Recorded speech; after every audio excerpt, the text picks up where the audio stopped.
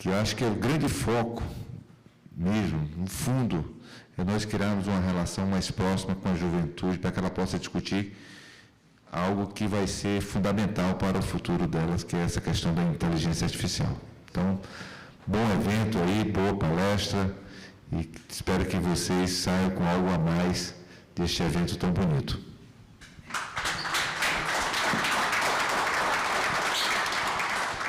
Eu também queria convidar agora a professora Aline Andrade. Ela é vice-presidente executiva de Estratégia e Transformação do Centro Universitário da FMU, FIEAM-FAM. Ela vai dar uma palestra, ela é uma das nossas ajudantes no evento, né? Então, professora, fique à vontade, o público. Obrigada, Nerissa. Boa tarde. Fico muito feliz em estar aqui com vocês. Agradeço o convite e é com imenso prazer que a FMU apoia este evento. Tão importante falar de inteligência artificial agora, né, neste momento, que a gente já está um pouquinho atrasado nessa discussão, mas ainda dá tempo de correr atrás desse atraso. Vocês sabem que, em maio deste ano, nós realizamos na FMU um congresso de inteligência artificial, no qual nós trouxemos diversos palestrantes, nome de relevância, e tivemos mais de 18.000 participantes ao longo de 5 dias. Então, quando recebemos esse convite, ele está totalmente aderente àquilo que nós acreditamos na FMU e FIAM-FAM. Nós temos aqui, né, quero também dar as boas-vindas e agradecer ao Halisson, que estará mediando essa plenária, ao Carlos, ao Vitor, né, que eu soube que é um unicórnio fora da curva, e ao Gustavo. A gente discute muito sobre a questão de inovação e inteligência artificial no meio acadêmico na FMU. E a gente sempre leva e tenta levar ao raciocínio de que a inovação por inovação, a inteligência artificial, só pelo fato da inteligência artificial, não faz sentido. Isso só faz sentido se puder ser um agente de transformação social. E acho que é por isso que a gente está aqui, né? Para poder falar sobre o avanço dessa tecnologia no Brasil e as possibilidades que esses jovens terão no futuro, é muito importante. Nós também discutimos bastante lá sobre a questão da empregabilidade e da trabalhabilidade, né? E eu vejo como a inteligência artificial como uma questão sine qua non para toda esta evolução das relações no mundo do trabalho, das eficiências e da transformação que vai fazer com que, de fato, pensemos o mundo de trabalho de forma mais ampla, onde englobe tanto o emprego formal como o empreendedorismo e terceiro setor. E a inteligência vai contribuir muito para isso. Nós também discutimos muito como que essa relação fica a partir da relação do mercado de trabalho, fica a partir da inteligência artificial. Pois, quando a gente eleva isso para o mundo do trabalho, o mercado de trabalho é só um pedaço do mundo do trabalho. A gente está falando de discutir as mudanças humanas, os fenômenos, as relações que existem nesses lados. E aí, quando a gente fala, né, de inteligência artificial, normalmente não é sobre, de fato, a inteligência artificial, mas como a tecnologia, ela facilita a nossa vida, porque é para isso que nós temos que ter para facilitar a vida.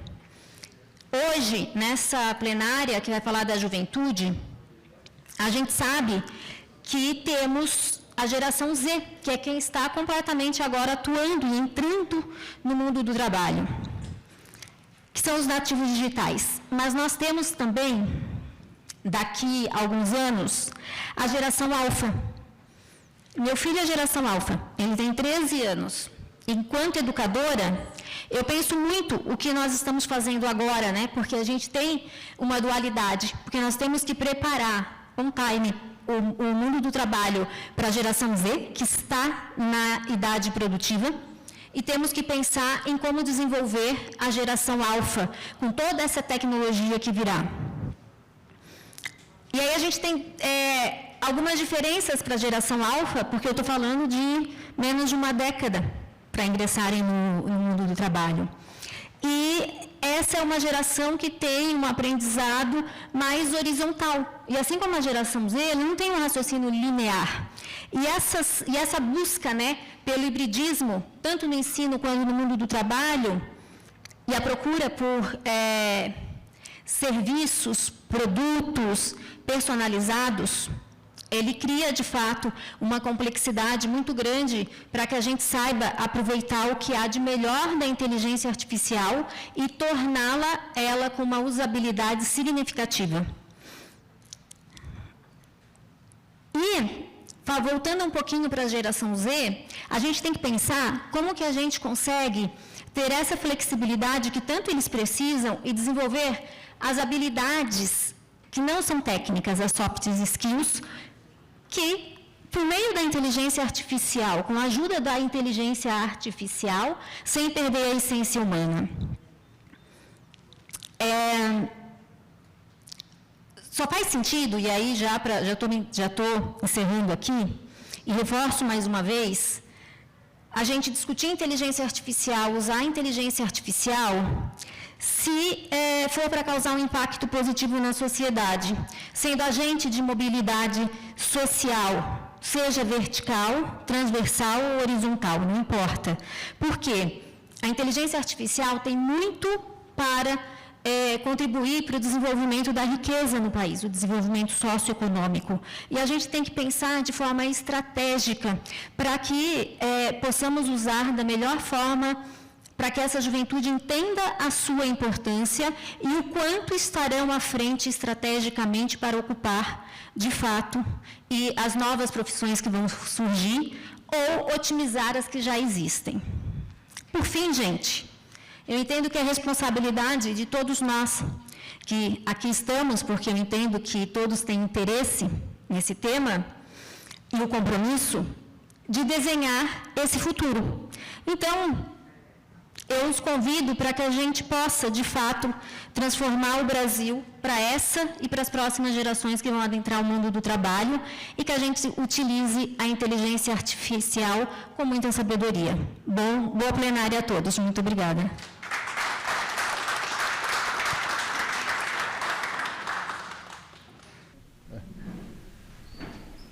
Olá, pessoal. Boa tarde. Prazer estar aqui, agradecer o convite da Fundação, do Oswaldo também, e é um prazer estar mediando esse painel. Eu sou filósofo, empreendedor aí na área de tecnologia da informação há mais de 30 anos e tenho algumas iniciativas que já vêm trabalhando com inteligência artificial há alguns anos. Nós temos uma escola que usa isso no dia a dia e esse tema, ele suscita diversas ramificações aí, porque chega agora, muito rápido, permeia as nossas vidas e eu acho que o debate aqui vai ser muito rico, porque a gente tem uma pluralidade aqui de pessoas que trabalham com isso, Vou apresentar um pouquinho aqui cada um, o Vitor, da Wildlife Studios, Carlos Nunes, o Carlos trabalha com educação, EAD, do norte do Paraná aí, o Togoco, narrador e apresentação de esportes, e o Gustavo, já conhecia aí, cofundador e idealizador, e produtor do Big Festival, o maior festival de games da América Latina. Então essa mesa aqui, ela tem bastante propriedade para estar tratando desse assunto e principalmente conversando com a juventude sobre os impactos aí da inteligência artificial nas novas gerações. E eu tenho um livro de cabeceira, as obras do Kai-Fu Lee. Kai-Fu Lee é um foi presidente do Google China, ex-presidente, hoje ele está à frente do maior fundo de investimentos da China, voltado a startups, e o Kai-Fu Lee, ele já vem trabalhando esse tema há muitos anos, é um dos grandes cientistas no mundo que trabalham com inteligência artificial, com o desenvolvimento da tecnologia, e E ele tem um livro que vai trabalhar 10 visões para o nosso futuro sobre inteligência artificial. E essas 10 visões ele vai falar sobre a simbiose, que é a questão do desequilíbrio entre humanos e AI, entre a inteligência artificial, com a potencial substituição de empregos. Ele vai falar da coexistência, que foi discutido aqui no início, né, do evento, as questões éticas e sociais, que são emergentes à medida que a AI avança. A multiplicidade, que é o acesso desigual aos benefícios da AI em diversos setores. A empatia, que é a falta de empatia na interação homem-máquina. A criatividade, que é o medo de que a AI possa substituir a criatividade humana. A resiliência, que é a nossa dificuldade em prever e responder a desastres naturais e crises globais. A humanidade tem possível isolamento humano devido à dependência excessiva da tecnologia. Direitos, questões éticas e legais, a gente viu o ministro Alexandre de Moraes falando isso, sobre os direitos de AI avançados. A autoexpressão, limitações na autoexpressão devido à falta de habilidades técnicas. E a utopia, que são os desafios que ameaçam o bem-estar humano e do planeta. Então, aqui essa mesa, ela pode discorrer sobre vários desses assuntos em virtude da experiência que cada um tem aí em suas áreas. Vamos conversar com o Carlos aí, para ele se apresentar um pouquinho melhor, né? E falar um pouco para nós como ele está trabalhando a inteligência artificial no dia a dia e como isso vai impactar aí as novas gerações.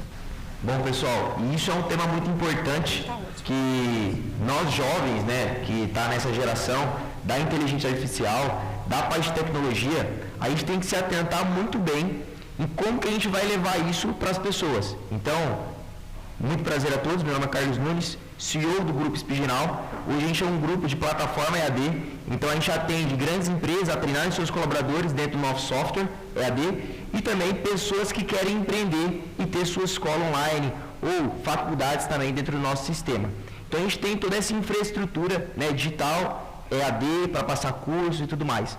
E a gente repara muito no mercado hoje que as pessoas estão querendo fazer o quê? Colocar a inteligência artificial para facilitar processos dentro da dinâmica, né, do mundo hoje em dia. Então, assim, aonde a gente utiliza a inteligência artificial lá na nossa empresa? Então, a gente coloca a inteligência artificial dentro do nosso sistema para os mentores, né, pessoas ali que têm dúvida com relação à parte dos cursos, perguntarem ali dentro e de uma forma simples e facilitada as pessoas estarem respondendo esse processo. Ah, Carlos, como assim? Eu não consegui entender toda essa dinâmica que você falou agora. Bom, é muito importante, pessoal, porque hoje em dia, no mercado tradicional, como é que funciona? O aluno tem uma dúvida, ele manda uma mensagem. E essa mensagem alguém tem que responder do outro lado, seja ela um mentor, um professor, alguém ali para estar conversando. E o que a gente faz? A gente ensinou a nossa inteligência artificial a colocar dentro do nosso software como é que é o curso, os materiais do treinamento. Então a gente falou para a AI o seguinte, ó, tá aqui o conteúdo, tá aqui as informações. Caso o aluno pergunte alguma coisa, alguma informação sobre isso, responda de forma adequada. Então, de uma forma bem simples, a gente conseguiu, de uma certa forma, facilitar essa transição de perguntas dos alunos, dúvidas que ele tem no dia a dia. Então, a IA é isso, facilitar um trabalho braçal, que alguém estaria ali utilizando, dando, né, volume de escalabilidade. É basicamente isso que a AI vai fazer dentro dos próximos anos. Facilitar o trabalho braçal, o trabalho de entrar na internet, procurar um arquivo, procurar alguma informação. Então, essa facilidade é fantástica nos nossos dias atuais. Obrigado, Carlos. Vitor, ele está falando dessa transformação, né, da facilidade de desenvolvimento que a AI traz, né? Isso vai ser uma revolução, já está sendo no mundo dos jogos, né? Desde captura de imagens até você produzir imagens através de AI, animações. Como que isso está impactando a tua indústria e como que você vê o futuro dos jovens em profissões aí nessa área? Legal. Bom, em primeiro lugar, em primeiro lugar, estou muito feliz de estar aqui. Acho que é uma iniciativa muito legal de juntar vários setores da... Alô? Tá dando para ouvir? Não? Alô? Neris, aqui ó, usa esse. Obrigado. Agora sim. Então, é muito legal essa iniciativa de trazer diferentes setores da sociedade para falar dessa mudança que vai afetar todo mundo. Então, pessoal do governo, empresários. E a gente fala bastante de inteligência artificial, mas eu acho que é legal deixar bem claro do que a gente está falando. Então, normalmente a gente se refere para inteligência artificial como qualquer coisa que um computador faz que você acha que só um humano poderia fazer. Então, é uma definição um pouco aberta. Mas eu acho que o que está acontecendo agora, tiveram duas inovações muito grandes nos últimos 2 anos que fizeram todo mundo perceber que os próximos anos vão mudar bastante. E as duas inovações são os modelos de linguagem e os modelos de imagem.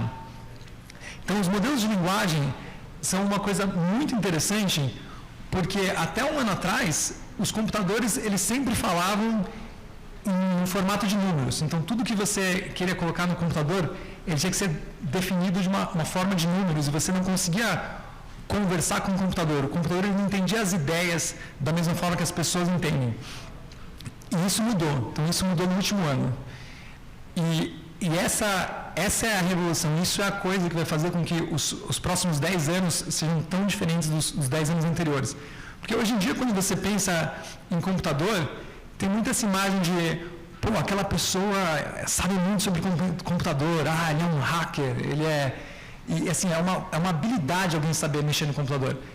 Mas agora isso vai mudar, porque o computador entende as palavras que a gente fala. Então, quando quem conversa aí com o ChatGPT e consegue perguntar as coisas, e aí o ChatGPT não entende, você faz uma pergunta e não é a resposta que você queria, aí você explica de novo, você começa a entender que assim, você está falando com um computador como você falaria com um humano. E quando você adiciona isso ao reconhecimento de linguagem, você começa a perceber que daqui a alguns anos ninguém vai falar assim, nossa, aquela pessoa entende de computador. Não, todo mundo vai entender de computador, porque a interface mudou. E eu acho que o que é mais interessante sobre isso é que os computadores agora, eles conseguem ensinar as pessoas. Então, quando eu penso em quais são as mudanças que vão existir no mundo, sempre que tem uma nova tecnologia, existe uma certa automação e com essa automação, os trabalhadores eles passam a ser muito mais eficientes. Então, o que eu acho que vai acontecer nos próximos anos é, quando você pensa no trabalho que um jornalista faz, ou no trabalho que um advogado faz, com a ajuda desses modelos de linguagem, eles vão conseguir ser 10 vezes mais produtivos. Isso vai ser uma coisa muito interessante. E por outro lado, eles têm sempre a preocupação de assim, pô, se você consegue ser 10 vezes mais produtivo, então será que vão desaparecer empregos? E a verdade é que assim, quando você vê todas as mudanças que a tecnologia vai causar na sociedade, provavelmente vai ser uma mudança muito positiva. Mas, de fato, vão ter uma deslocação. Então, algumas pessoas que trabalham em uma área vão ter que começar a trabalhar em outra área. E o fundamental para isso ser uma transição que é boa para todo mundo é a capacitação. Mas é isso que é legal da tecnologia dos modelos de linguagem, porque ela ajuda você a treinar as pessoas, ela ajuda você a ensinar as pessoas. Então, quando eu paro para pensar, eu sinto que muitas dessas profissões que lidam com o texto, elas vão ficar mais eficientes. E as profissões que vão surgir, que me deixam mais empolgado, são as profissões ligadas às artes. Então, uma coisa, por exemplo, eu trabalho com videogame. E quando eu comecei a trabalhar com videogame, eu comecei há 12 anos atrás. Então, eu e meu irmão, a gente fundou a Wildlife, na época éramos só nós dois.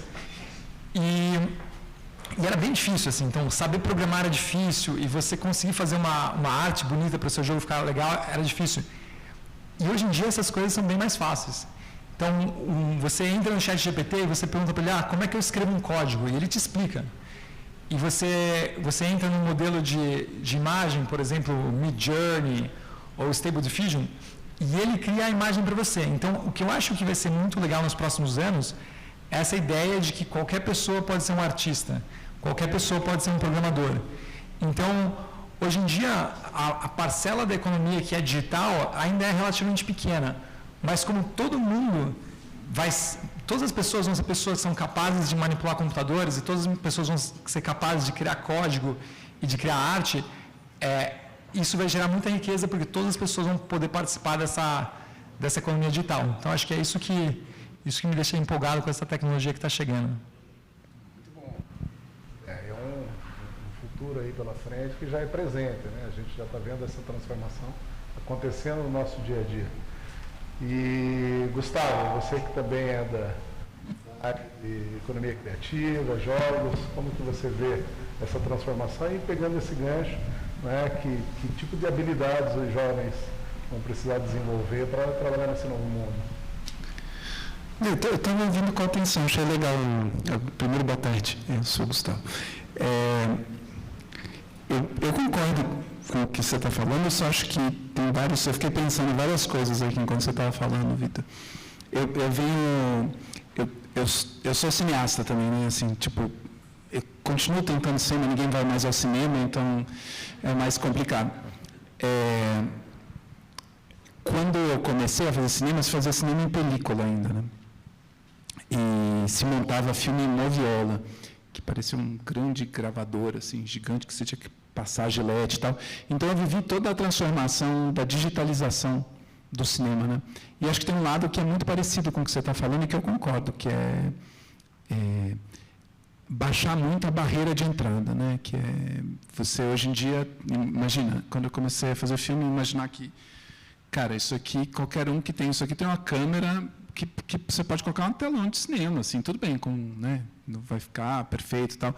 E aí vão sendo criadas outras habilidades, no sentido de que o difícil antes era ter a câmera, primeiro, né? O dono da bola, literalmente. Quem tinha a bola controlava quem fazia o filme, né? Depois comprar a película, essas barreiras foram baixando, né? Assim, no começo era fita, DV que tinha, daí foi mudando, melhorando até que hoje em dia é SSD, tipo, cabe, sei lá, 280 horas, para você ter uma ideia.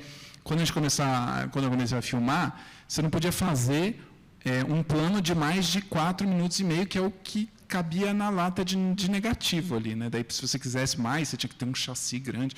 Eu acho que a gente está falando de coisas parecidas, assim. Só que a inteligência artificial, eu fico pensando assim, na verdade é um conceito bem amplo, né? Assim, e que captura muito o nosso imaginário, justamente porque a gente chama de inteligência, que é o que a gente costuma considerar um traço, sem entrar em muita filosofia, um traço humano, né? E a hora que a gente chama de artificial, a gente tem, assim, uma vasta tradição de ficção a respeito disso, de medos e paranoias e tudo mais. Eu, por exemplo, a minha experiência pessoal com inteligência artificial foi em modelos de predição, tipo Netflix, né, que fala assim, se você gostou desse filme, você vai gostar daquele. Eu venho, hoje em dia, sou principalmente produtor de eventos, então eu estava produzindo um evento ali, que era um evento de música no Brasil inteiro, chamava Dia da Música, e a gente tinha uma previsão de receber 30 mil vídeos, e que tinham que ser avaliados sob o ponto de vista de uma curadoria única. Então, a gente usou um modelo que basicamente é um método estatístico, tal, de predição, né, de tentar julgar do ponto de vista específico, usando inputs de outras pessoas, enfim. E dessa forma, mesmo no mundo dos games, você tem muita coisa, né, de inteligência artificial, né? Eu sempre falo assim, das indústrias criativas, os games, quando alguém está pensando em fazer alguma coisa, o game já está usando. Assim, tipo, quando começaram a falar de realidade virtual, já estava, tipo, todo mundo já estava usando game faz tempo, né, tentando achar forma. Por exemplo, você vai jogar um jogo, desde o Atari, você joga contra o computador. Ali, algum tipo de algoritmo que você pode chamar de inteligência artificial, tem, né? Hoje em dia, mais recentemente, você vai jogar um jogo que com multiplayer online. Tem toda uma inteligência ali para equiparar quais são os jogadores contra os quais você pode jogar, que não podem ser jogadores bons demais, porque senão você vai perder interesse, ou não podem ser jogadores muito ruins. Então, o segredo do negócio está ali. Agora, eu vejo duas coisas diferentes, que é assim, tem um lado que é a inteligência artificial como negócio, ou seja, que faz parte assim, intrínseca do seu negócio. Então, o ChatGPT é inteligência artificial E é uma ferramenta de inteligência artificial que você pode usar para outra coisa. Você pode fazer orçamento para as pessoas falarem assim, eu preciso fazer um orçamento. Estava conversando com um fotógrafo ali embaixo, ele falou, eu não faço mais orçamento, eu coloco no ChatGPT. Preciso de tais parâmetros para tal tipo de empresa, faz um orçamento. Daí, em vez do cara gastar lá 1 hora fazendo orçamento, sai em, sei lá, até ele acertar uns 5 minutos. É uma ferramenta de produtividade, que é a mesma coisa que, sei lá, um Photoshop, né? Antigamente você tinha que tratar ou jornal, fotolito. Então, sim, eu vejo esse caminho, sim, de aumento da produtividade. Eu vejo, por exemplo, no Big Fashion, que é o evento que eu faço, a gente tentou implementar inteligência artificial, a gente foi quase linchado, a gente colocou um modelo de um robô de resposta, e as pessoas odiaram, acho que não sei se a gente programou mal, né? Enfim, sei lá, eles odiaram o robô, mas também tem um lado assim, você tem que ver, eu estou trazendo esse exemplo porque as pessoas estão muito online o tempo inteiro, no mundo digital. Um evento, que é o que eu faço, é um momento onde as pessoas finalmente se encontram novamente. Então, eu fiquei com a impressão de que o cara ficava puto, por quê? Ele falava com o robô, mas eu quero falar com o evento, eu quero falar com gente, entendeu? Então, tem que tomar cuidado, não é em qualquer lugar que você vai poder enfiar a inteligência. A gente tirou e colocou atendimento humano novamente e tudo mais. Hoje em dia, a gente está, por exemplo, pesquisando, porque a gente tem uma série de desafios, né? A gente primeiro a gente tenta identificar quais são os bons profissionais de inteligência artificial para vários tipos de coisas dos jogos, né? Desde level design, até programação, até monetização. Monetização é onde acho que tem, né? O Vitor deve saber bem disso daí, que é a parte onde mais precisa de, né, tipo, Big Data e inteligência artificial para você fazer o negócio girar, principalmente no mundo mobile. Mas a gente está, por exemplo, tentando fechar um gap que existe entre vários estúdios que, com cada vez mais ferramentas, conseguem desenvolver um jogo, mas eles não conseguem chegar no mercado. E muitas vezes por quê? Porque não tem um cara com visão de mercado dentro da empresa, o cara sabe fazer jogo, tal, mas ele não consegue conversar com um distribuidor, com um vendedor, com um investidor e tudo mais. E muitas vezes porque o cara não faz a pesquisa dele bem feita de quais são as tendências que podem gerar um jogo com boa aceitação. Então, a gente estamos com um projeto estamos com um aluno de mestrado e 2 professores da USP, trabalhando numa pesquisa para tentar prever quais são os gêneros mais acertados. Se você escolher um gênero, quais são os outros passos que você deve escolher para fazer um jogo legal. Isso a gente pretende abrir para geral. E também combinar isso com as publishers, assim, porque a gente recebe muito projeto original, tipo que não foi lançado. Então, eu quero criar algum tipo de previsão da capacidade de sucesso comercial daquele jogo. Então, a gente está trabalhando com isso. Só para dar alguns exemplos, mas daí a gente continua. Perfeito, Gustavo. Eu tenho um sócio que é um diretor também de cinema, o Tadeu Django. Ele fala que no futuro o VIP vai ser você ser atendido por um humano, né? Então, a gente está aí numa época que essa linguagem ela chega e ela vai estar em contato conosco o tempo todo, em todas as áreas. O Boco aqui trabalha com e-sports, com comunicação. Conta para nós um pouquinho e tenta trazer uma visão para o jovem de como a tua área ela vai se transformar. Acho interessante que a gente traz muito... Tá indo? Acho que não, né? Acho que eu vou pegar aqui. Eu acho interessante que a gente traz essa discussão dos benefícios, né?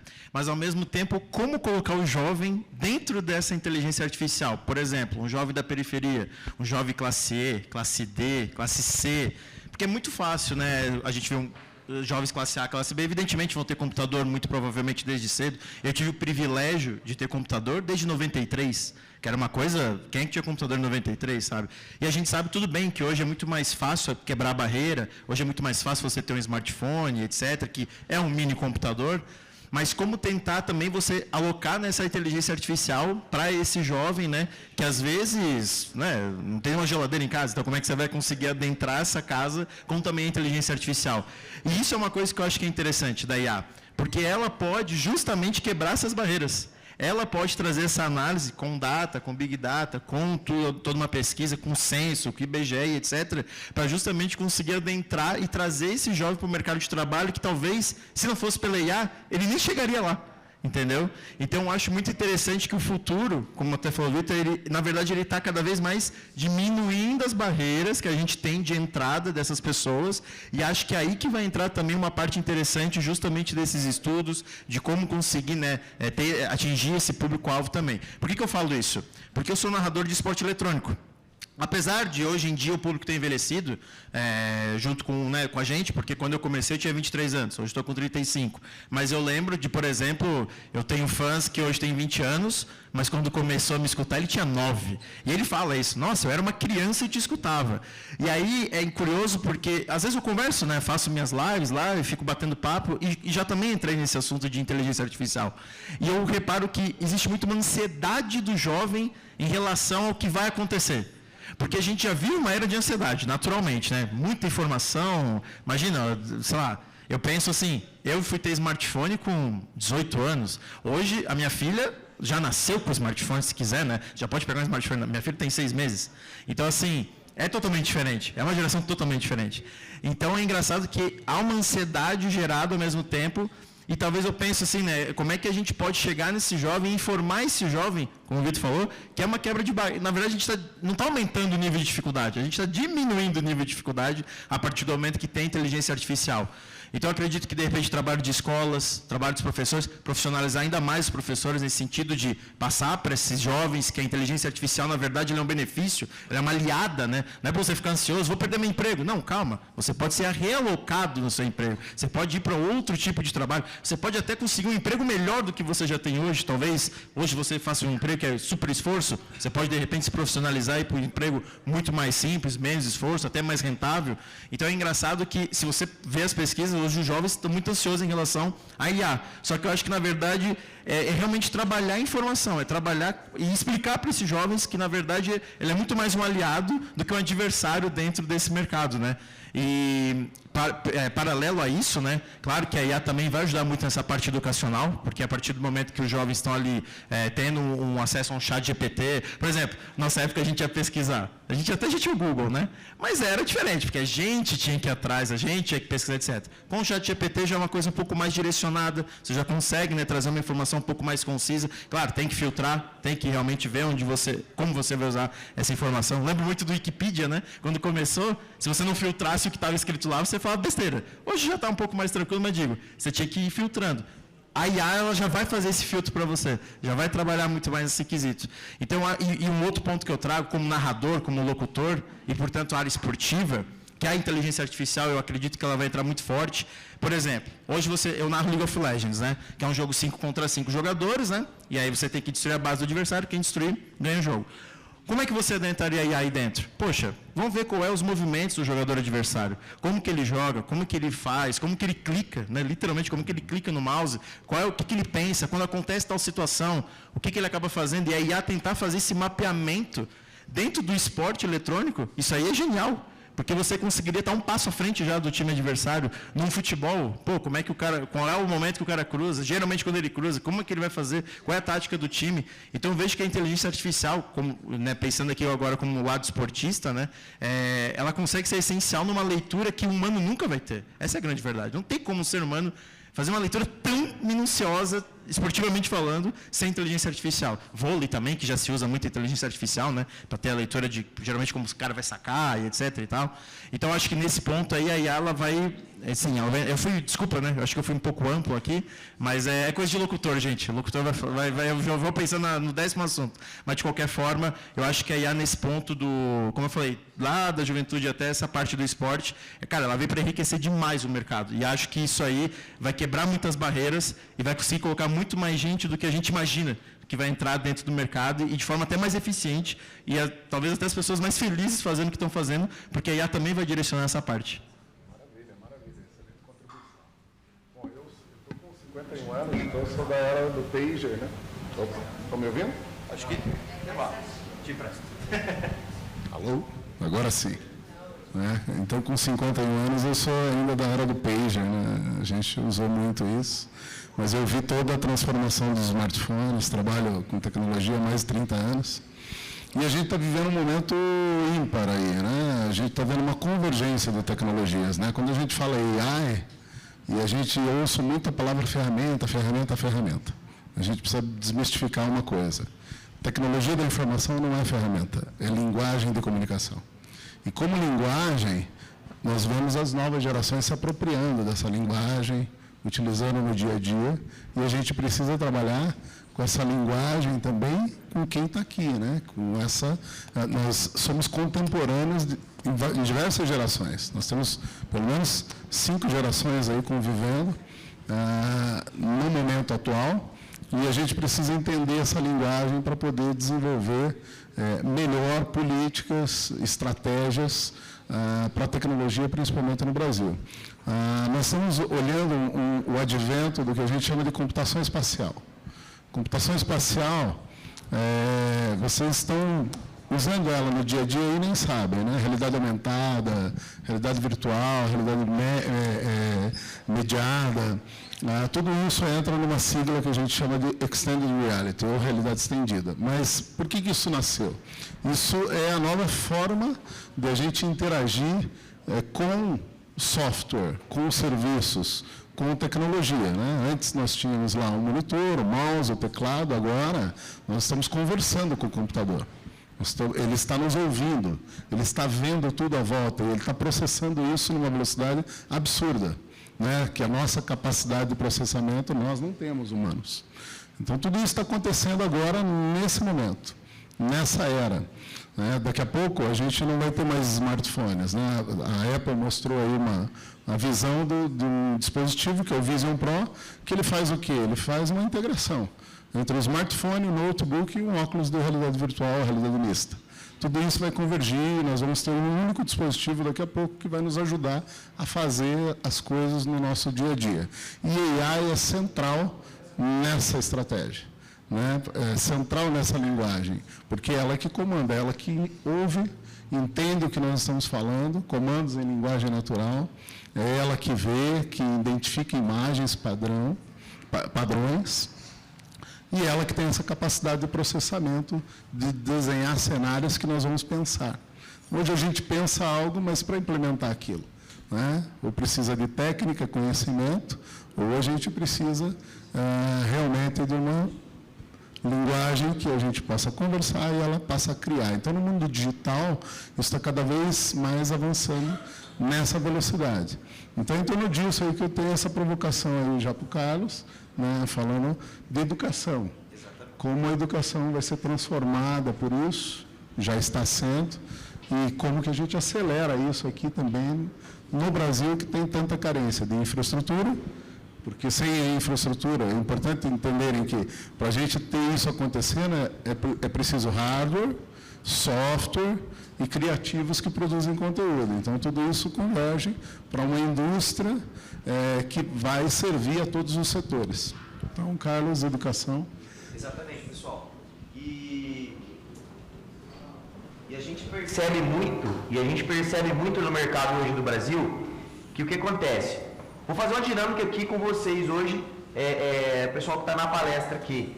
Quem aqui, olha, presta atenção na pergunta agora, que essa pergunta vai ser fundamental para você, às vezes, virar a chave no teu dia a dia, no teu trabalho. Então, assim, quem aqui hoje utiliza a AI dentro do teu trabalho? Levanta a mão. Então, a gente pode perceber, pessoal, que poucas pessoas, ou um pouco menos que a metade, utiliza dentro do nosso processo, do nosso dia a dia. Uma das coisas que eles falaram aqui também é que no mercado de trabalho, nos próximos 2 anos, nos próximos 3 anos, quem tiver a inteligência artificial ao seu favor vai ser um diferencial. Ou seja, Carlos, o que você está me falando é o quê? Que eu tenho que aprender sobre a inteligência artificial, eu tenho que saber manusear ela, porque se eu tiver o domínio dessa plataforma, desse sistema, dessa inteligência, eu vou ser destaque dentro do meu setor de trabalho? Exatamente isso. Então, pessoal, percebam o seguinte, olhem a inteligência artificial como um meio para vocês atingirem um resultado melhor. uma dinâmica de análise de dados melhor também. E a gente se preocupa muito com isso, porque dentro do processo de educação, de ensinar as pessoas, né, a serem profissionais melhores, a gente visualiza no seguinte, dentro do nosso processo de ensino, né? Então a gente está pegando alguns conteúdos padrões no mercado de trabalho e adaptando ele para quê?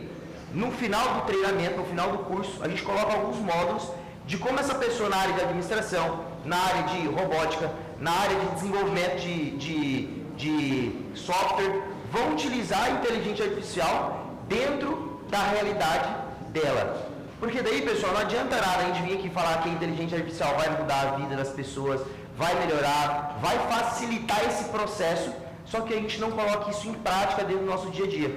Então, quanto mais velocidade a gente coloca no nosso dia a dia, mais resultado a gente vai ter dentro do nosso processo. Então, o que eu aconselho aí para vocês? Carlos, o que eu posso ser um profissional do futuro, um profissional bacana, um profissional que as empresas hoje vão olhar com diferencial dentro dessa magnitude, né, de inteligência artificial? Estudem sobre a IA. Não é fazer pergunta para a IA de qualquer forma, é fazer uma pergunta inteligente, fazer uma pergunta, né, com estratégia, falando para ela como é que é o produto, qual que é o público que você quer atingir, qual que é a faixa etária de idade. Então, tudo isso vai facilitando esse processo para que você coloque no seu dia a dia. Porque muitas das vezes a gente não está acostumado a usar IA e a gente coloca lá uma pergunta assim, nada a ver, com uma linha ali, e não dá resultado. Por quê? A inteligência artificial foi burra. Não, é porque a gente tem que saber, de uma certa forma, fazer a pergunta. Quanto melhor a pergunta, ou de uma forma mais inteligente você faz a pergunta, melhor é o resultado que você tem. Então, pessoal, preste atenção nisso. Foquem, eu sou um nutricionista. Como que a IA vai resolver no meu dia a dia aqui sendo nutricionista? Eu sou na área de pública. Como que a IA vai resolver os processos públicos aqui dentro do meu setor? Eu sou da área da administração, do direito. Então, pessoal, para passar essa mensagem aqui para vocês, e vocês chegarem em casa hoje pensando, como que a IA pode resolver alguns problemas que eu tenho no meu dia a dia? Isso é fundamental. Vou plantar essa sementinha para vocês chegarem em casa e perceberem, baixar o aplicativo do ChatGPT, começar a fazer algumas perguntas e sempre lembrando, pessoal, façam perguntas inteligentes, porque quanto mais pergunta inteligente você faz, de no mínimo 4, 5 linhas ali, vou colocar um objetivo assim para vocês, mais resultado vocês vão ter com a inteligência artificial. E vocês vão ser profissionais melhores dentro do mercado e, lógico, daqui para frente vai ser comum e óbvio para todo mundo utilizar a inteligência artificial. Então, quem ganhar a corrida, né, sempre tem aquele ditado, quem chega primeiro toma água fresca, né, toma água limpa. Então, cheguem primeiro, beba água limpa e assim, vai vir a nova fase, vai vir a nova era da inteligência artificial. Isso aqui é só o começo. Então, quanto mais rápido vocês foram abraçarem essa novidade, vocês vão conseguir chegar na nova fase com total facilidade também. Muito bem. E aí é isso, essa questão de se comunicar, né, com uma linguagem, né, que é AI. É importante a gente olhar por esse prisma que, como o Carlos comentou, são perguntas inteligentes que precisam ser feitas para você obter as melhores respostas. Então, não é que a gente vai fazer uma pergunta, ela vai responder e vai resolver os nossos problemas. Nós temos que estudar e ter capacidade de discernimento para fazer as perguntas certas. Assim, a gente vai ter as melhores respostas. Então, cada vez mais vai exigir essa capacidade de pensamento crítico. Então, coloque isso como chave, principalmente a juventude, que se não desenvolver pensamento crítico, você não vai conseguir se comunicar com esse mundo. Você vai ficar à margem dele. E aí eu queria ouvir do Vitor, acho que você tem algumas conexões lá e está à frente também de investimentos em startups. Em que áreas que vocês estão olhando negócios com AI, se já estão privilegiando investimento em negócios, né? Se você pode dar alguns exemplos, se isso foge também da tua área de atuação, que é games, e vai para a saúde, vai para outras áreas, como que você está trabalhando essas coisas lá. O que você poderia contar aí para a gente? Claro. Então, hoje em dia, tanto na empresa, na questão de jogos, quanto na área de investimentos, praticamente tudo que eu faço toca em AI. E porque eu acho que uma coisa que é importante assim, é entender o que está acontecendo no mundo. E o mundo está sempre passando por algumas transformações, e acho que esse é o momento onde as transformações são mais importantes. E tem algumas áreas que vão perder importância, mas tem outras áreas que vão ganhar muita importância. E aí, quando eu penso um pouco o que é o mais legal que está acontecendo, eu acho que é essa ideia de que as pessoas elas conseguem mais ser donas do próprio destino. Então, você quer aprender alguma coisa, agora com esses modelos de linguagem, com o ChatGPT, é ainda mais fácil você ir lá e falar para o ChatGPT o que você quer e ele te ajudar, né? Então, assim, usando um pouco um exemplo da minha vida, quando eu me formei na faculdade, eu fui trabalhar num banco. E eu tinha um trabalho no banco, só que eu logo percebi que uma grande parte daquele trabalho que eu estava tendo estava sendo automatizada. Então, eu senti assim, pô, isso aqui não é uma coisa que no futuro vai ser mais legal. E aí, o que eu fiz, assim, pô, o meu sonho mesmo, na verdade, era fazer uma empresa de jogos. Então, eu saí do banco, eu me juntei com meu irmão, e nós dois fomos fazer uma empresa de jogos. E qual que eram as ferramentas que existiam na época? A ferramenta era a internet, a ferramenta era o YouTube. Então, a primeira coisa que a gente fez foi assim, a gente entrou no YouTube e escreveu como fazer um jogo para celular. Então, assim, esse foi o começo da Wildlife e hoje é a maior empresa de jogos da América Latina. E foi muito por causa da ferramenta que existia na época. E eu fico pensando assim, pô, qual a ferramenta que existe hoje? A ferramenta que existe hoje é o ChatGPT.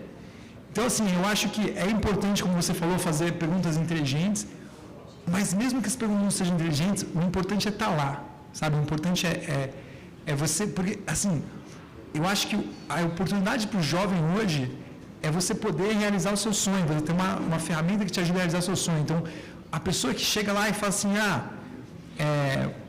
ChatGPT, meu sonho é esse, me ajuda a fazer um plano. E ele te ajuda.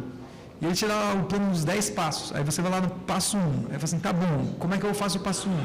Você fazendo várias perguntas.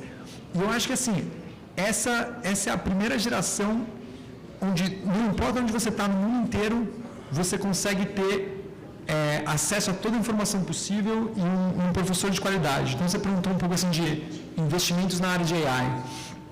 Por uma empresa que eu acho fantástica, fenomenal, é a Khan Academy. Quem aqui conhece a Khan Academy? Eu acho que, assim, entra no YouTube e procura Khan Academy. É uma empresa que faz software para educação. E aí eles publicaram um estudo que os alunos que têm professor particular, eles saem 95% melhor nas provas. Só que o problema é que assim, o professor particular é muito caro, então a maioria dos alunos não pode ter professor particular. Só que o que essa empresa fez, eles modificaram o ChatGPT para virar um professor particular. Então eles deram um professor particular para todos os alunos. Code Academy. Como é que é? Code Academy. Khan Academy. Colocaram agora o Code Academy. Ah, é? Legal. Então acho que essa, para mim, assim, o que eu estou interessado em investir? Pô, estou interessado em investir em tecnologia que ensina as pessoas. E o meu conselho para a juventude de agora, assim, é fazer como eu e meu irmão fizemos, que na época, entra na internet e entra no YouTube e tenta achar um vídeo que te ensina a fazer a coisa que você quer. Pô, agora é ainda melhor. Agora você entra no ChatGPT e você pergunta para o ChatGPT como é que eu faço para realizar meu sonho. Posso pegar um gancho disso que ele está falando? Claro. Que eu acho muito legal. Teve um cara no Twitter, né, que ele usou várias IAs, e ele pegou um vídeo do Felipe Castanhari, e ele falando em português. Ele conseguiu, acho que em 4 ou 5 dias, fazer até o movimento labial dele virar, ele falando em inglês.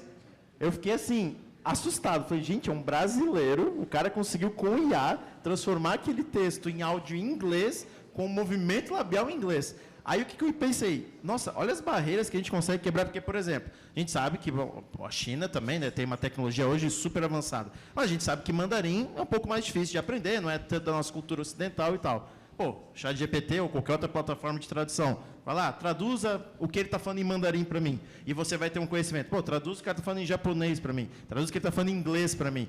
Você quebra uma barreira, porque, por exemplo, 10 anos atrás, pô, eu não sei mandarim, como é que eu vou entender o que o cara está falando? Aí ele vai ter que falar inglês, e aí eu vou ter que traduzir do inglês, e aí talvez o inglês dele nem esteja aquele inglês que eu vou conseguir traduzir de uma forma tão adequada. Então, a inteligência artificial ela vai quebrando essas barreiras de uma forma tão rápida que você não tem mais limite para o sonho. Assim, qual é o limite para o sonho? Não existe mais limite para o sonho. Porque você simplesmente pode pegar um conteúdo de um cara falando em italiano, falando em francês e etc. Então, acho que isso também é um ponto que a IA entra, que é muito bacana dessa parte da juventude, porque a juventude ela é acelerada, ela é rápida, ela vai atrás das coisas, a gente sabe, todos nós aqui já fomos, quer dizer, não que eu seja velho, né, mas enfim, vocês entenderam. Mas assim, a gente tem mais um gás, né, quando está mais jovem, e acho que isso aí é uma coisa que a nossa geração não teve, e essa vai ter, mas minha filha vai ter isso, sabe, às vezes ela não vai saber falar uma língua X, mas ela vai ter inteligência artificial para traduzir para ela. Então, você consegue também fazer esse deslocamento de informação muito rápido. Um vídeo pode sair ontem e eu já traduzi hoje, sabe? Ou até na hora. Esse cara que ele fez esse trabalho, ele falou, gente, eu demorei 5 dias, ainda é um processo, né? Estou começando ainda, a IA ainda não é tão evoluída a esse ponto, mas, gente, a gente sabe que a IA está evoluindo exponencialmente. Quem garante que daqui a 6 meses, esse projeto que ele criou não consiga traduzir o vídeo em 1 hora, 2 horas, 3 horas, que seja, é realmente assim, é inacreditável, se você parar para pensar, é inacreditável a inteligência artificial conseguir pegar um texto, um áudio em inglês e traduzir para a sua língua nativa com movimento labial. É revolucionário, se você parar para pensar, é revolucionário. E só para dar um adendo no que você está falando também, isso é muito importante porque a gente está tentando fazer a internacionalização dos nossos cursos também nesse sentido, só que ainda é um pouco caro para você traduzir ali 50 mil horas de gravação, então é um processo custoso, porque tem um custo ali por trás. E também, tipo assim, pessoal, é muito importante porque a gente quer levar os nossos cursos agora para os Estados Unidos. Beleza, vamos pegar todo o nosso conteúdo, nosso portfólio, selecionar quais conteúdos se encaixariam dentro da cultura norte-americana, traduzir todos esses conteúdos, né, com o professor ali que está falando em português, trazer para a língua americana e colocar a legenda. Eu acredito, né, que vai existir um ponto que hoje o YouTube você tem lá e consegue trocar a legenda. Vai existir um ponto da gente chegar lá no YouTube ou em qualquer outra plataforma, né, de player de vídeo, selecionar qual língua você quer escutar, porque você tem mais familiaridade em estar escutando aquela língua ou indo para outro país, enfim. Então, tipo assim, ao invés da legenda, ser a tradução simultânea. E é engraçado porque a do YouTube, por exemplo, que você mencionou, ela ainda é bem embrionária. Se você põe em inglês, ela até é boa. Mas eu que, por exemplo, escuto coisas às vezes em coreano, etc., que, enfim, fiz áudio coreano, ela não é inteligente. Ela é bem escassa, assim. Então, acho que é uma coisa que a IA vai conseguir aperfeiçoar. Que eu quero, não, inglês, beleza, é a língua do mundo. Mas um coreano, sabe, uma língua diferente, um hindu, sabe, uma coisa, sabe, um mandarim. Eu queria falar um pouco, porque vocês estão otimistas demais. Vamos lá, Gustavo. Eu queria fazer um pouquinho de contraponto aqui. Só um pouquinho, assim. Eu li uma matéria, logo que estava no boom do GPT, um jornalista que teve acesso antecipado ao GPT-4, ou sei lá, o que nem está comercialmente disponível ainda, o cara é um jornalista, que eu não lembro o nome, porque eu sou horrível de nome, mas é um jornalista importante americano, ele fez uma entrevista ao GPT. É completamente assustador. É completamente assustador. Eu não convidaria o GPT nem para tomar um café. É uma pessoa, ou um ser, sei lá o que é, completamente esquizofrênico e pouco confiável. A quantidade de informação, a partir do momento, assim, eu estava falando antes, na primeira fala, como ferramenta, daí você colocou para o campo da linguagem. No campo da linguagem, a gente tem que dar um passinho atrás e pensar em algumas coisas. Não é que eu não concorde com o que vocês estão falando, claro, eu concordo e uso, mas, cara, é uma quantidade de informação errada que aquele negócio passa, com uma autoridade, uma imposição moral de que parece que é certo, que eu realmente sugiro que você continue pesquisando fazendo a mesma pergunta inteligente no Google também, para dar uma comparada. E no YouTube também. Você tem questões do tipo, questão de privacidade e de direitos autorais, é um pesadelo. É um pesadelo, porque tudo bem, te ajuda a criar. Mas o que você cria, você vai colocar ali na rede e vai ser usado pelo GPT em tempo real, quando chegar até hoje em dia, até 2021. Né? Já está um caos. Antigamente, o YouTube, quando foi comprado pelo Google, metade ou mais, 80% do dinheiro que eles receberam foi para fazer acordo legal de pirataria. né, a gente tem exemplos recentes e contemporâneos dos malefícios causados pelas redes sociais, que não são poucos, que chegaram ao ponto, comprovadamente, no caso de Brexit e da eleição americana, junto com a inteligência artificial, mudar o destino do mundo. Até parênteses, hoje os britânicos estão arrependidos do Brexit. Sim. Só que nos algoritmos de rede social, você tem um red trail ali que você consegue saber o que você consegue pegar um algoritmo, é difícil. Você consegue pegar um algoritmo, ainda é possível auditar o algoritmo. Inteligência artificial, o cara que fez esses de modelo de linguagem, nem a equipe que fez sabe o que está acontecendo lá dentro. De quem vai ser a culpa? E aí cai num ponto que é um ponto complicadíssimo, a desresponsabilização do que está sendo produzido. A hora que você passa a responsabilidade para uma inteligência artificial, eu estava falando com o Raul um pouco isso antes. O Christopher Nolan, aquele diretor de Oppenheimer, tal, um cara que eu acho bacana, ele falou uma coisa muito inteligente, ele fez uma comparação entre a desresponsabilização que a gente está gerando em relação à inteligência artificial e um outro passo bem mais antigo, mas que foi traumático e ainda vivemos os resultados desse passo, que foi a criação da pessoa jurídica.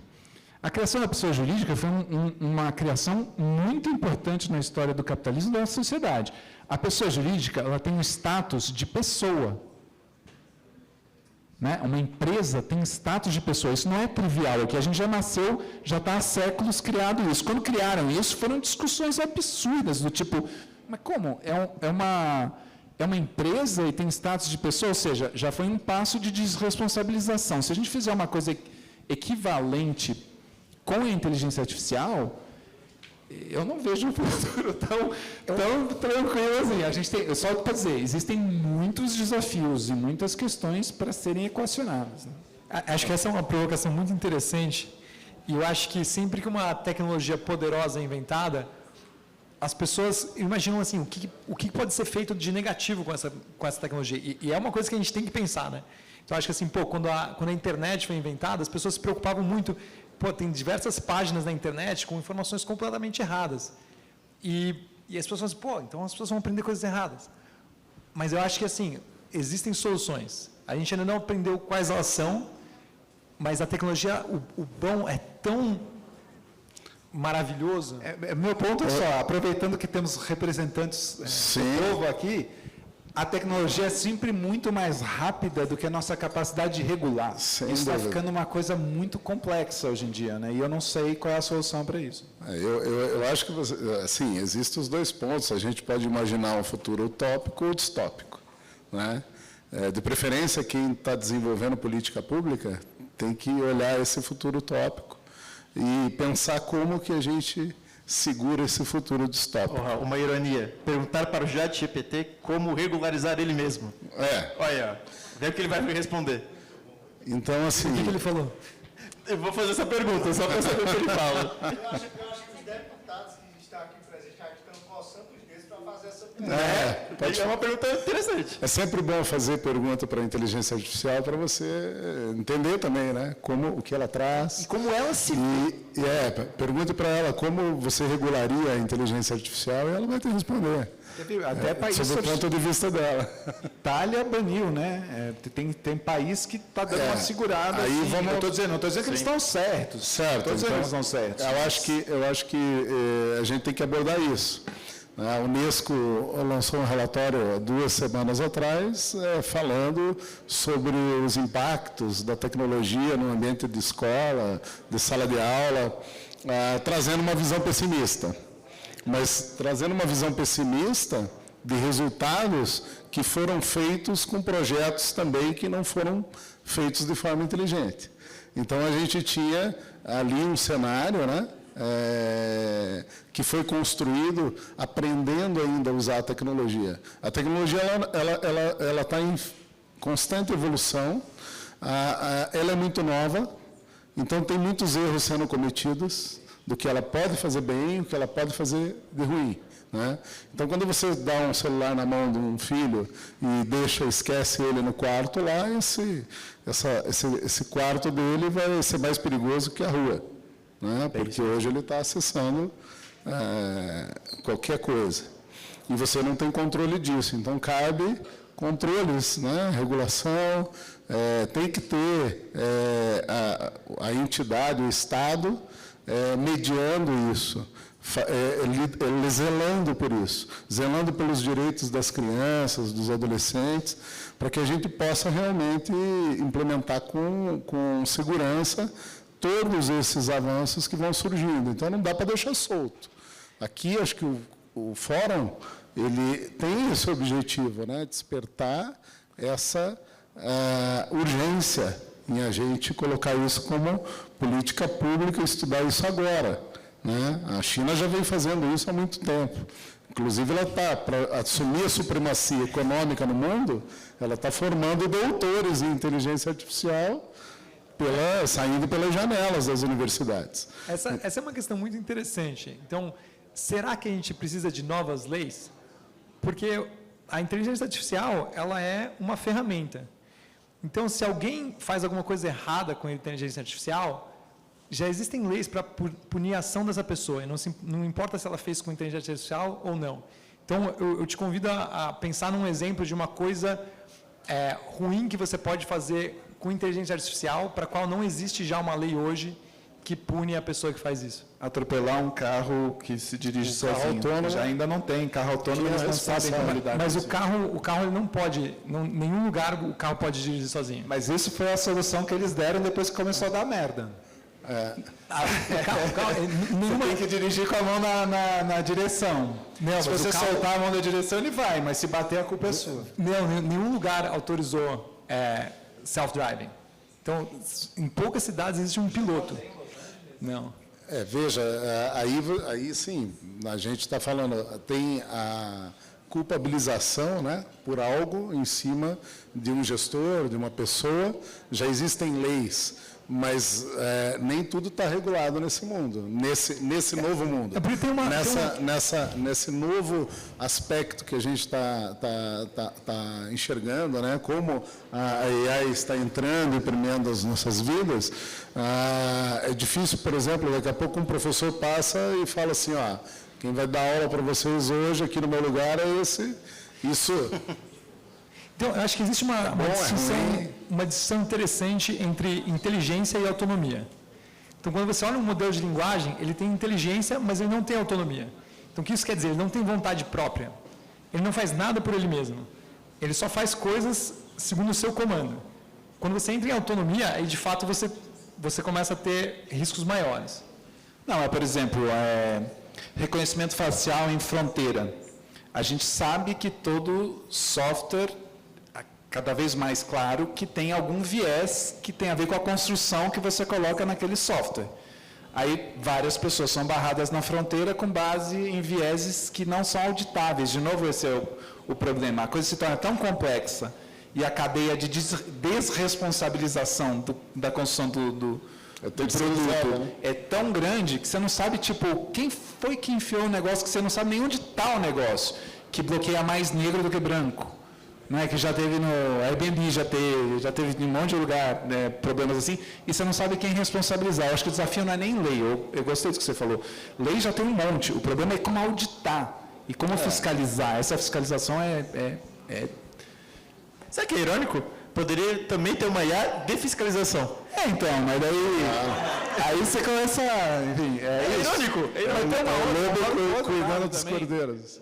O outro lado que eu acho interessante é o seguinte... existe também uma intencionalidade na forma em que a tecnologia é colocada. Por exemplo, o cara que coordenou o grupo que fez o protótipo da internet, ele era um psicólogo. O texto mais famoso dele se chamava Simbiose Homem-Computador. Isso é dos anos 40. Na época que não tinha monitor, então, era punch card, não tinha monitor, não tinha interface, não tinha mouse, não tinha nada, era um computador meio hermético ali. Eles fizeram a rede de comunicação, mas a visão do cara já era a de simbiose homem-computador. Eu acredito muito que a origem e a intencionalidade das tecnologias e dos projetos que geram as tecnologias acabam resultando em algo. E acabou resultando. A gente não tem, acho que ninguém vai discutir que a gente é altamente simbiótico com a internet hoje em dia. Smartphone. É isso. Então, deu certo de alguma forma. A minha preocupação é como posicionar a tecnologia de inteligência artificial, porque isso vai ter um resultado lá na frente. Isso é legal, e ainda, acho interessante isso que você falou, e você mencionou que a Itália proibiu os modelos de linguagem. E eu fico pensando como que a gente vai olhar para trás e avaliar isso. E a impressão que eu tenho é a mesma coisa que um país que, nos anos 1990, proibiu a internet. Não, absolutamente, eu estou dizendo assim, é uma questão, não estou dizendo que primeiro proibir na Itália é ridículo, porque sempre vai ter um jeito de... Mas, internet, mas a gente está falando... VPN, pronto. Né? A gente estava falando há pouco, proibir o uso de smartphone em sala de aula na Suécia, na Itália, na França, não é a Itália em si, né? Então isso é um avanço, uma tentativa de segurar algo imparável.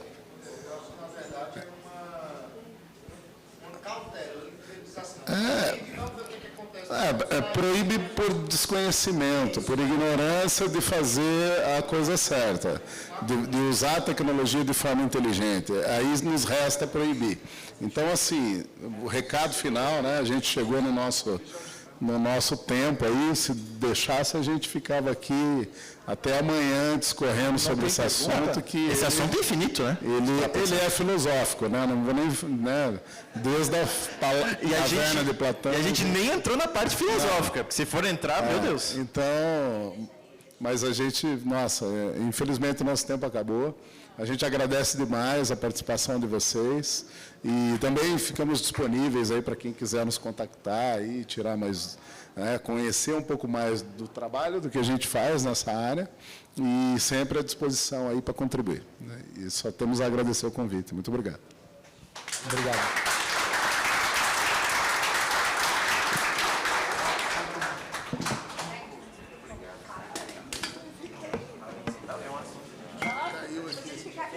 Não, e ela